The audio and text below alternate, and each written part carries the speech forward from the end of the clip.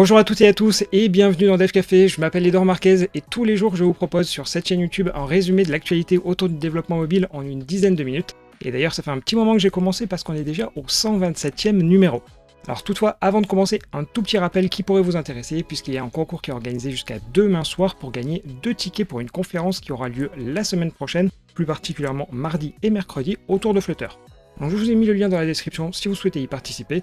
Et d'ailleurs, au passage, une petite anecdote, je crois que certains comptes qui sont spécialisés dans les concours sur Twitter, ils ont retweeté celui-là. Alors bon, je sais pas vraiment qu'est-ce qu'ils vont bien faire de ces places, mais bon, auquel cas, peut-être faire du no-code, qui sait, on sait jamais. Et bon allez, pour le programme de ce 127e numéro, le format sera un tout petit peu différent d'habitude, car il va y avoir plein de petits sujets, presque une dizaine même. Donc il y aura autour des conférences pour les développeurs, de GitHub, d'Android, de Firebase ou encore de Swift, bref, un beau cartoffel-salade comme on dirait. Allez, on regarde ça tout de suite.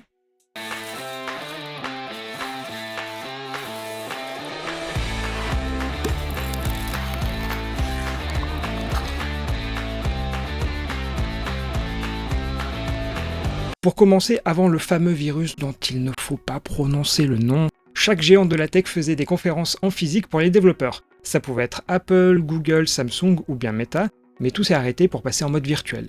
Et petit à petit depuis l'année dernière, on retourne au format hybride. Toutefois, il semblerait qu'en 2023, les choses s'améliorent puisque chez Google, la conférence dédiée à tout l'écosystème cloud, c'est-à-dire Cloud Next, aura lieu à la fin août au Moscone Center de San Francisco, donc c'est-à-dire totalement en physique comme dans le monde d'avant. En parallèle de cette conférence, chaque année en mai, Google organise aussi la Google I/O, où ils en profitent pour présenter les nouvelles versions d'Android ou de Flutter par exemple. Mais aussi tout un tas de produits qui finiront aux oubliettes 2 ans plus tard. Bon ok, ça c'était un petit troll. Mais plus sérieusement, la Google I/O l'année dernière était revenue en partie en mode physique, puisque seulement des participants américains étaient autorisés à venir. Mais avec Cloud Next en août, on peut espérer que cette année ce soit ouvert aussi à tous pour la Google I/O, donc moi je croise les doigts car j'aimerais bien y aller. Et d'ailleurs, le mois de mai, c'est généralement celui des conférences. Typiquement, il propose sa build où c'est vraiment toutes les technos du groupe qui ont le droit au projecteur, exactement finalement comme la Google I/O.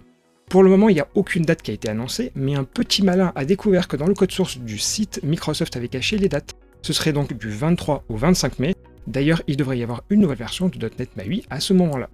Voilà tout pour les conférences, mais à évoquer .NET MAUI, un article sur le blog de Microsoft met en lumière le projet App Accelerator, qui est une extension pour Visual Studio. Attention, Visual Studio, c'est pas à confondre avec Visual Studio Code ou VS Code. L'idée, c'est qu'il crée un template de projet bien plus évolué en vous permettant de choisir le type de navigation que vous voulez, la possibilité d'ajouter des pages prédéfinies comme par exemple une carte, une WebView, et même encore d'avoir des fonctionnalités avec tout clé en main d'une certaine manière.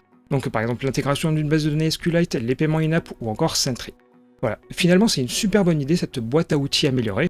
Autant on peut critiquer .NET MAUI de pas totalement tenir ses promesses, autant les autres frameworks, y compris Android, iOS et même ceux cross-platform en général, ils mériteraient d'avoir ce type d'outil. Mais bon, malheureusement, l'extension elle a été téléchargée qu'un millier de fois, donc c'est vous dire à quel point l'engouement autour de .NET MAUI c'est pas franchement là.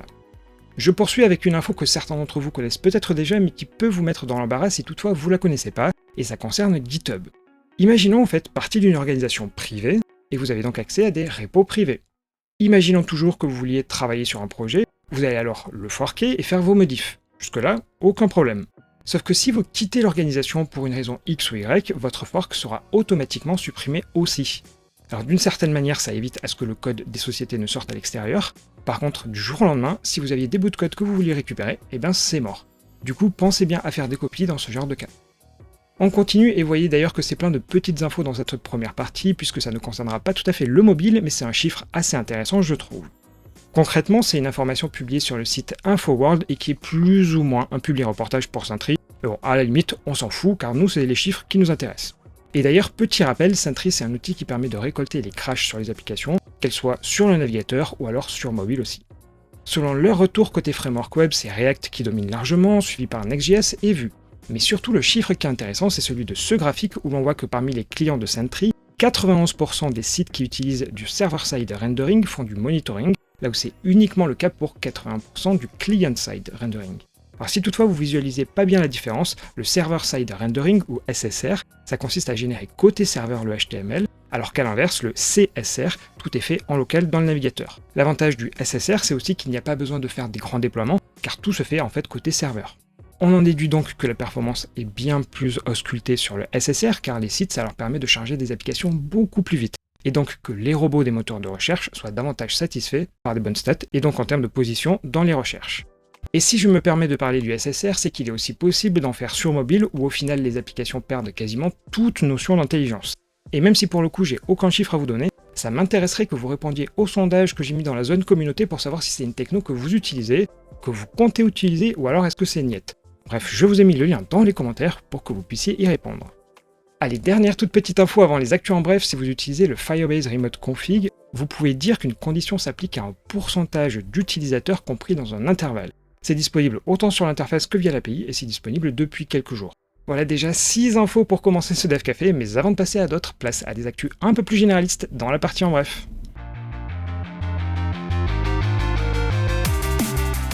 iOS 16.3 est disponible depuis une semaine et demie et comme Apple en a l'habitude, la société a stoppé la signature des versions antérieures. Il n'est donc plus possible de faire un rollback sur iOS 16.2. Vous avez peut-être remarqué un changement depuis hier sur YouTube puisque désormais les shorts sont monétisés. L'idée est que les publicités sont diffusées toutes les 3 ou 4 vidéos et que les bénéfices seront partagés à parts égales entre les créateurs. La marque hollandaise Fairphone vient d'annoncer avoir levé 49 millions d'euros, sachant qu'elle avait levé jusqu'à présent environ 35 millions. Le directeur financier a indiqué que les chiffres étaient en augmentation constante depuis 2018 avec 100 000 téléphones vendus en 2022. Les jours passent et se ressemblent malheureusement depuis le début de l'année puisque c'est désormais PayPal qui vient d'annoncer le licenciement de 2000 employés, soit environ 7% de sa masse salariale. L'environnement macroéconomique difficile est ici désigné comme fautif. Le W3C pour World Wide Web Consortium a désormais comme forme juridique une organisation d'intérêt public à but non lucratif. Cela leur permettra de conserver leur approche actuelle tout en permettant l'arrivée de partenaires supplémentaires dans le monde. GIMP, le concurrent open source de Photoshop, va prochainement utiliser GTK 3 ou offrir un meilleur support de Wayland en passant à GIMP 3. Lors d'un article faisant la rétrospective de 2022, un développeur a indiqué qu'il espérait que la version 3 puisse sortir en 2023. On va reprendre avec plein de petites infos, mais cette fois-ci autour d'Android et de Kotlin. Pour commencer, hier je vous montrais à quoi pourraient ressembler les écrans de paiement dans le cas où plusieurs modes de paiement sont disponibles, et j'imagine sans aucun problème que Spotify nous a écoutés, à quelque chose près, puisqu'ils viennent d'annoncer que le fait de pouvoir payer justement avec des solutions de paiement tierces, eh bien c'est désormais disponible dans 140 marchés, en plus du paiement par le Google Play de manière classique. En réalité, c'était déjà en test depuis quelques mois, mais désormais c'est bien un déploiement global, et voyez ici l'apparence des différents écrans que j'ai pu tester directement sur mon téléphone. Concrètement, ils n'ont pas précisé dans quel pays c'était le cas, mais je peux vous confirmer qu'en France c'est bien activé car on peut payer par carte, par PayPal et sur la facture de l'opérateur, mais uniquement chez Bouygues. Toujours sur Android, si vous utilisez du data binding, sachez que la bibliothèque vient de passer en mode maintenance, car Google recommande de passer à la place sur Jetpack Compose. A nouveau sur Android, vous avez peut-être entendu parler des Baseline Profiles, qui est une solution pour améliorer le temps de démarrage, et Google cite en exemple Maps qui serait plus performant sur ce critère de l'ordre de 40%. Concrètement, ça consiste à avoir une liste de classes et de méthodes qui sont compilées en amont ou ahead of time et installées dans l'application, c'est-à-dire que ce bout de code n'est jamais interprété par la machine virtuelle via le just-in-time. Typiquement, pour générer ces baseline profiles, il faut utiliser une bibliothèque qui s'appelle MacroBenchmark, et selon ce message publié par un ingénieur de chez Google, une nouvelle API est disponible où l'idée c'est que MacroBenchmark va itérer plusieurs fois jusqu'à tomber sur des règles que l'on va qualifier de stables ou alors de cohérentes. Et selon l'ingénieur, ça améliorerait ainsi la qualité du profil et donc des performances. Du coup, n'hésitez pas à tester, vos utilisateurs vous enverront peut-être des petits cœurs, ou pas, je sais pas. Maintenant, pour les créateurs de bibliothèques en Kotlin, JetBrains a publié un article dans lequel il présente les avancées sur la manière de générer de la documentation via Doka. Et d'ailleurs, en mode Inception, une toute nouvelle documentation pour utiliser Doka est disponible. Mais surtout, JetBrains explique ce qui est prévu pour les prochains mois. Alors sans forcément rentrer dans les détails, KDoc va être amélioré, Doka aura droit à une nouvelle version stable et un guide officiel pour écrire des API sera fourni. Bref, c'est intéressant et j'hésiterai pas à vous dire quand il y aura du nouveau sur ces sujets. Bon, je vous ai quand même beaucoup parlé de Google et on va faire quand même un petit détour chez Apple puisque je suis tombé par hasard et avec beaucoup de retard sur ce message sur les forums de Swift où il est question du futur de Swift, à savoir la version 6. Concrètement, vu l'évolution actuelle du langage, le passage à la version 6 sera forcément lié à des breaking changes qui ne pourront pas être assurés par de la rétrocompatibilité. Alors bon, vu que je suis pas super expert sur le langage, je vais pas m'aventurer dans des explications hasardeuses, mais simplement je vais vous expliquer qu'il cible 3 domaines. Le premier étant le Data Race Safety by Default pour faciliter l'écriture de programmes utilisant de la concurrence. Le second est autour de la prévisibilité des performances, et enfin le dernier autour de l'écosystème des paquets. Comme je vous l'ai dit, je ne veux pas faire d'erreur, donc je vous laisse aller lire le document pour bien tout avoir comme info.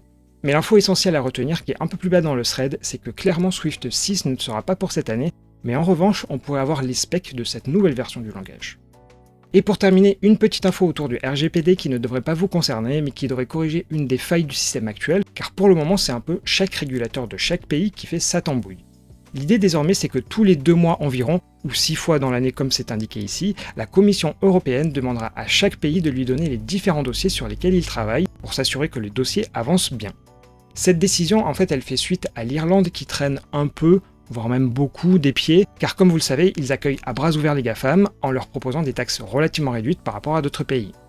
C'est donc une bonne nouvelle, même s'il reste toujours la faille dont je vous avais parlé il y a quelques jours, où en gros le RGPD ne s'applique pas si aucun établissement n'est en Europe. C'était le cas de la startup Lucha, où la CNIL ne peut pas les sanctionner. Et voilà tout pour cet épisode de Dev Café, où contrairement à d'habitude, il y avait plein de petits sujets. J'espère que finalement parmi tous ceux que j'ai cités, à un moment ou à un autre, vous aurez trouvé votre bonheur. Si tel est le cas, n'oubliez pas d'appuyer sur le petit pouce vers le haut, c'est l'équivalent de merci pour moi. Et sur ce, je vous donne rendez-vous demain, et en plus ce sera le dernier jour de la semaine. Et bon allez, si je fais mon vieux, je vous dirai, mais que le temps passe vite. Allez, à demain.